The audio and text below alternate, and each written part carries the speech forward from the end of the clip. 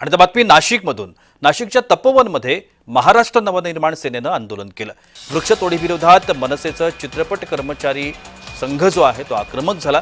मनसेची चित्रपट सेना या सगळ्याच्या विरोधामध्ये तपोवनमध्ये उतरली.